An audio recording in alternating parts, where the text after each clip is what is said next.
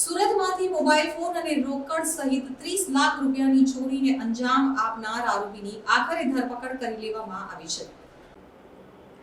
સુરતના કાપોદ્રા વિસ્તારમાં આવેલ મોબાઈલ શોપમાંથી રૂપિયા 29 લાખની કિંમતના મોબાઈલ અને રોકડા રૂપિયા 1 લાખ મળી કુલ 30 લાખની મત્તા ઉપર હાથફેરો કરી ફરાર થઈ ગયેલા આરોપીની સુરત ક્રાઇમ બ્રાન્ચે મુંબઈના કલ્યાણ ખાતેથી ધરપકડ કરી ગુનાનો ભેદ ઉકેલી કાઢ્યો છે, જ્યારે મુખ્ય આરોપીને વોન્ટેડ જાહેર કરી આગળની તપાસ સુરત ક્રાઇમ બ્રાન્ચે હાથ ધરી છે। આરોપીઓ ગૂગલ ઉપર મોબાઈલની મોટી શોપ સર્ચ કરતા હતા અને ત્યારબાદ માત્ર એક્ટિવા ઉપર જઈ ચોરીની ઘટનાને અંજામ આપતા હોવાનો ખુલાસો ક્રાઇમ બ્રાન્ચની તપાસમાં થયો છે। ક્રાઇમ બ્રાન્ચે એક એવી ગેંગના આરોપીની ધરપકડ કરી છે જે આરોપી પોતાના અન્ય સાગરીત સાથે મળી માત્ર મોટી મોબાઈલ શોપને જ નિશાન બનાવતો હતો, જે મોટી મોબાઈલ શોપને નિશાન બનાવતા પહેલા તો ગૂગલ ઉપર સર્ચ કરતો અને ત્યારબાદ પોતાના અન્ય સાગરીત સાથે મળી ચોરીની ઘટનાને અંજામ આપતો હતો। સુરત ક્રાઇમ બ્રાન્ચના જણાવ્યા અનુસાર ગત 4 માર્ચના રોજ સુરતના કાપોદ્રા વિસ્તારમાં આવેલ સાગર સોસાયટી સામે ગુજરાત મહા શોપિંગ સેન્ટરમાં આવેલી ગુજરાત મોબાઈલ શોપને અજાણ્યા તસ્કરોએ નિશાન બનાવી હતી, જે મોબાઈલ શોપમાંથી રૂપિયા 29 લાખથી વધુની કિંમતના રિપેરિંગ અર્થે આવેલ અને નવી મોંઘીદાટ નવા મોબાઈલ ઉપરાંત શોપમાં રહેલા ડ્રોવરમાંથી રોકડા રૂપિયા 1 લાખ મળી કુલ 30 લાખની મત્તા ઉપર હાથફેરો કરી ફરાર થઈ ગયા હતા। ઘટના અંગે મોબાઈલ શોપના માલિકની ફરિયાદના આધારે કાપોદ્રા પોલીસ દ્વારા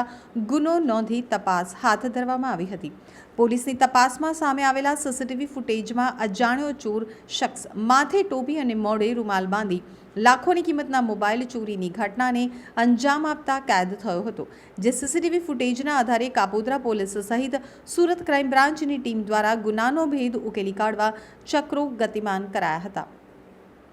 દરમિયાન સુરત ક્રાઇમ બ્રાન્ચની ટીમને માહિતી મળી હતી કે લાખોની મોબાઈલ ચોરીની ઘટનામાં સંડોવાયેલા આરોપી અમર વિજય ખરાટ મુંબઈના કલ્યાણ ખાતે છુપાયો છે, જે ચોક્કસ માહિતીના આધારે સુરત ક્રાઇમ બ્રાન્ચની એક ટીમ મુંબઈ જવા રવાના થઈ હતી,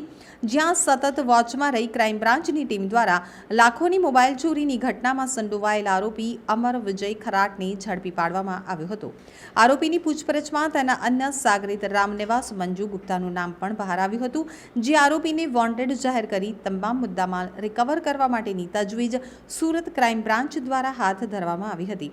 સુરત ક્રાઇમ બ્રાન્ચ દ્વારા આરોપી અમર વિજય ખરાટની ઊંડાણપૂર્વકની પૂછપરછ હાથ ધરવામાં આવી હતી, જે પૂછપરછમાં ચોંકાવનારી વિગતો સામે આવી છે। ક્રાઇમ બ્રાન્ચની ટીમ પણ આ સાંભળી ચોંકી ઉઠી હતી। ક્રાઇમ બ્રાન્ચની તપાસમાં જાણવા મળ્યું હતું કે મુખ્ય આરોપી રામનિવાસ મંજુ ગુપ્તા અને વિજય ખરાટ મુંબઈથી મોપેડ ઉપર સુરત આવ્યા હતા। સુરત આવવા પહેલા બંને આરોપીઓ નવસારી હાઈવે ઉપર એક હોટલમાં રોકાયા હતા, ત્યારબાદ બારડોલી ખાતે હોટલમાં રોકાણ કરી અન્ય ગુનાને અંજામ આપવા રેકી કરી હતી, જ્યાં મોબાઈલ ચોરીનો પ્રયાસ નિષ્ફળ જતા બંને આરોપીઓ સુરત આવી એક હોટલમાં રોકાયા હતા। આરોપીઓ દ્વારા ગૂગલ ઉપર સર્ચ કરી મોંઘી મોબાઈલની શોપ સર્ચ કરાઈ હતી, જાણકારી પ્રાપ્ત કરવામાં આવી હતી, જેમાં સુરતના કાપોદ્રા સાગર સોસાયટી સામે આવેલી ગુજરાત મોબાઈલ શોપ નામની દુકાનનું નામ સામે આવતા ઘરફોડ ચોરીનો પ્લાન બનાવ્યો હતો।